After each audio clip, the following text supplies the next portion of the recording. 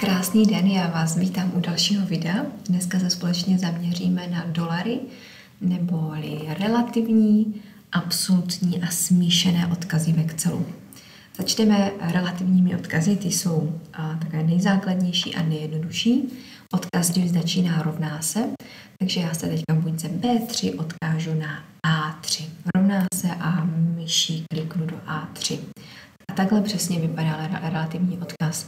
Takže je to odkaz vlastně souřadnice, sloupce a řádku, když sloupce jsou ty písmena, takže v mém případě teďka a řádky jsou čísla, takže teďka v tomto případě trojka, třetí řádek.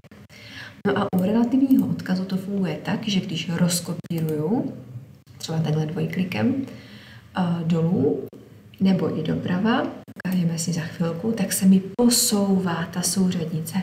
Takže z A3 jsem se dostala až do buňky A12, která obsahuje číslo 10 a to výsledkem tady toho odkazu je 10. Takže pointa je, že se vlastně posouváme při tom rozkopírování. Ukážeme si to ještě i ve sloupcích. Zase se odkážu teďka na číslo 1 v buňce A14 a budu chtít, aby se mi ten odkaz posouval relativně do B14, C14, D14. Takže takhle vezmu, rozkopíruju a tady to zkontroluji třeba na té poslední buňce. Vidíte, že se posouvají ty sloupce, už jsem ve sloupci E.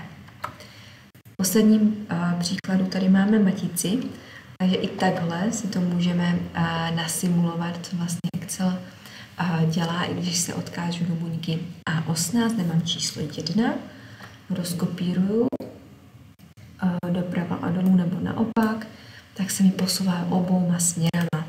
Takže skutečně jsem se dostala z té původní buňky, která byla odkázaná do A18, vlastně o jeden sloupeček doprava a o jeden řádek dolů, takže B19 v tomto případě. Mohli bychom si i tady na vzorce zobrat ty vzorce a takhle teda vidíte, jak vypadá relativní odkaz, jak se mi teda posouvají sloupce a řádky. A pak tady máme ještě jeden praktický příklad, kde máme nějaké cenovky, ceny DPH a chceme zjistit cenu z DPH. Do žluté buňky si zase zapíšeme vzoreček, budeme teda začínat rovná se, protože se jedná o odkaz. A vycházíme tady z té ceny první v buňce H3 6900 a vynásobíme to teda, teď chceme dostat, kolik je vlastně 122% tady z té ceny, takže já to dělám, takže použiju třeba vzoreček 1 plus a chci využít tu buňku, kterou tady mám, takže použiju buňku I3, kde mám tím 22% DPH. Uzavřeme, dostali jsme výsledek a ten, když rozkopíruju dolů, tak tady si zkontrolujeme, že se mi teda posouvá modrá i červená buňka, jak když to mám teďka ze dvou odkazů, tak oba dva jsou relativní a oba se mi posouvají. Na tento příklad se ještě podíváme jiným způsobem hned za chvilku. Takže tohle jsou relativní odkazy. Já se posunu dolů a nyní si vysvětlíme absolutní odkazy. Absolutní odkaz vypadá následovně. Dáme rovná se, odkážu se na zase moje číslo 1, to je teďka v buňce A37 a absolutní odkaz zadám klávesou F4. Pozor, pokud máte notebook, tak možná musíte zadat i klávesu Fn, ta je dole vedle Windowsu a spolu s ní F4 jako funkční klávesu. Takhle vypadá teda absolutní odkaz. Jsou tam znaky dolarů, proto se i dnešní článek jmenuje dolary. A ty dolary jsou před sloupcem, před písmenem A i před řádkem, před číslem 37 a znamená to, že se mi nebude hýbat ten odkaz ani v jednom směru. Je totiž zadolarovaný i A, i 37, takže řádek i sloupec, takže bude to absolutní odkaz. Pořád se budu odkazovat na buňku A37.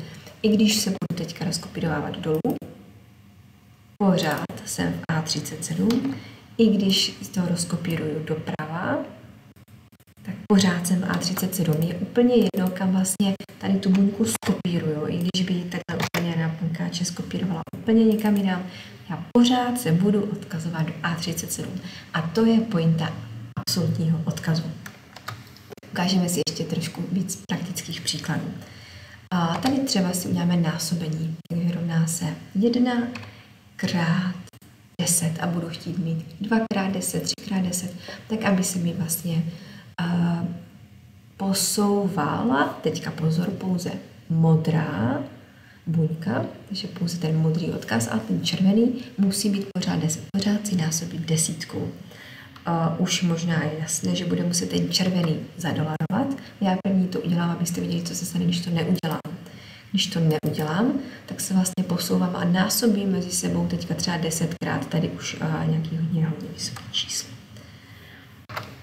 Dáme Ctrl+Z a vrátíme se teda na krok zpět. Je super, že vám Excel takhle pomáhají těma barvičkama, takže to určitě využijte. Mám tady modrou a červenou a já chci červenou zadolarovat. Takže si stoupnu v řádku vzorců do té červené a tam dám dolar jedním stiskem klávesou F4.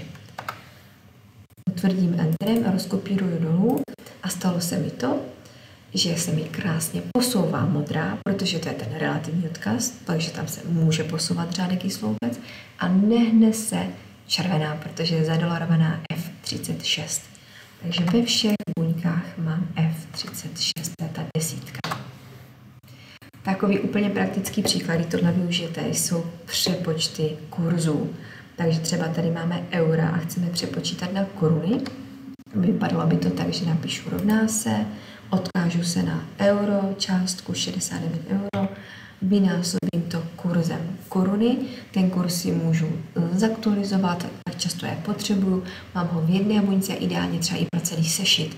Mám jednu buňku, kde mám kurz a v momentě, kdy tady v té jedné buňce já ten kurz změním, tak se mi všechny buňky, které se na ten kurz odkazují, přepočítají. Takže my už víme, že tady použijeme taky absolutní odkaz pomocí F4 a na té červené. Takhle je to jednodušší, když to zadám rovnou, tak se to nemusím se potom vracet do toho vzorce, rovnou se mi to zadá ty dolary a zase pro kontrolu tady na té poslední buňce, že to všechno funguje tak, jak má. No a poslední příklad, co bychom mohli mít, je zase s tou DPH. Tu jsme měli před chvilkou, takže rovná se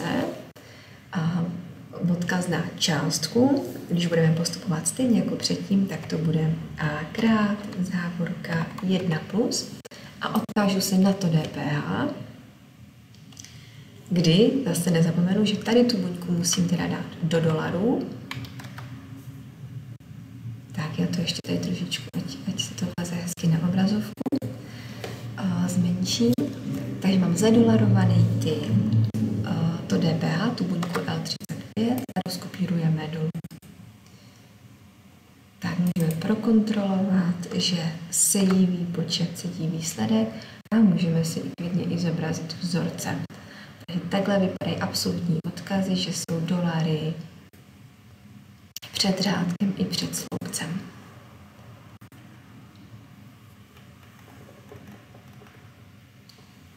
Tak poslední příklad, který tady mám, je smíšený odkaz. A už z názvu nám to bude napovídat, že teď se bude jednat o kombinaci toho absolutního odkazu a relativního odkazu. Excel totiž umožňuje i to, abyste abyste zadolárovali pouze řádek nebo pouze sloupec. Takže jedno z toho. Takový zase typický příklad, který si ukážeme. A máme tady teďka těch přepočtů kurzu více. Máme tady eura i dolary. Uděláme zase vzoreček a výpočet pro první buňku pro 6900. A teďka počítám z korun na eura. Takže vydělíme si to kurzem eura, které máme tady v B65. Když bych to takhle udělala, odentruju, rozkopíruju, tak to se mi děje. Zase pozor, budu si hlídat relativní a absolutní odkazy. Já chci, aby ta červená se mi neposouvala, takže do červené můžeme dát dolar. Normálně bychom dali takhle ten absolutní, jak jsme to měli v tom předchozím příkladu, ono by to pro tento sloupec fungovalo. Ale když si chci ušetřit práci a já chci rovnou i rozkopírovat těch těch sloupců tady můžu mít třeba 10 těch přepočtů. Takže chci rozkopírovat i doprava, tak si musím pohlídat právě ty smíšené odkazy. To znamená, v té modré buňce se nesmí hýbat ten sloupeček A. V momentě, kdy já teďka bych překopírovala tady ten vzorec do sloupce C, tak už vlastně ho počítám z eur, ne z těch korun. Takže když nechci, aby se mi hýbal sloupec A, tak ten dolar musí být před Ačkem. Kliknu si myšinou modrého odkazu a teďka kouzlo klávesa F4 má 4 polohy, F4 4 polohy a jsou tam teda všechny 4 typy. Když si to ještě jednou projdu, tady je ten relativní, absolutní, smíšený pro řádky, takže dolar je před řádkem a smíšený pro sloupce. Dolar je před sloupcem. Navíc to jde takhle ve smyčce, takže se nemusíte bát, že se netrefíte. Prostě budete tak dlouho klikat, dokud se trefíte tam, kam potřebujete a já teď potřebuju dát dolar před Ačko, protože Ačko se mi nesmí hýbat. A naopak, řádky se mi hýbat musí, protože já chci, aby se mi posunul do 68., 69., 70. a tedy. Takže tím by se měli vyřešený modrý. No a teď si překliknu do toho červeného. Tím, že mám teďka absolutní odkaz, tak bychom se i ve sloupečku dolarů, když půjdu doprava, odkazovali na eura, což nechci. Já chci, aby naopak u toho červeného odkazu se vlastně nehýbal řádek 65, ale hýbaly se sloupce.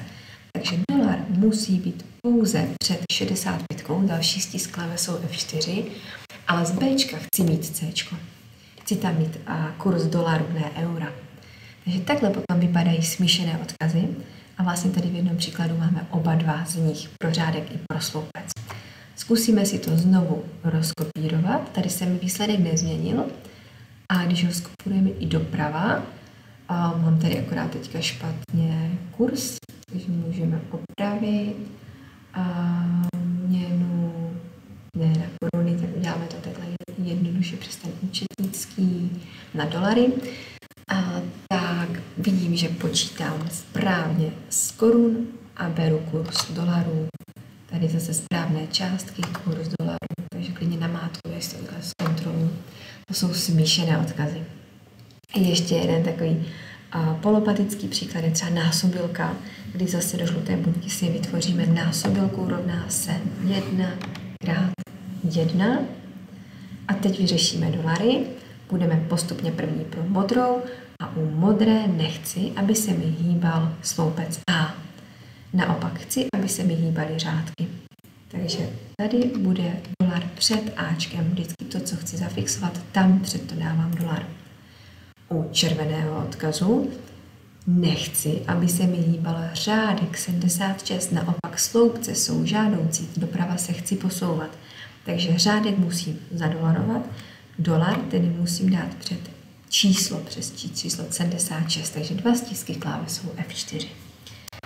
A teď už není nic jednoduššího, než to vzít a rozkopírovat. Můžeme zkontrolovat, že se správně posouváme.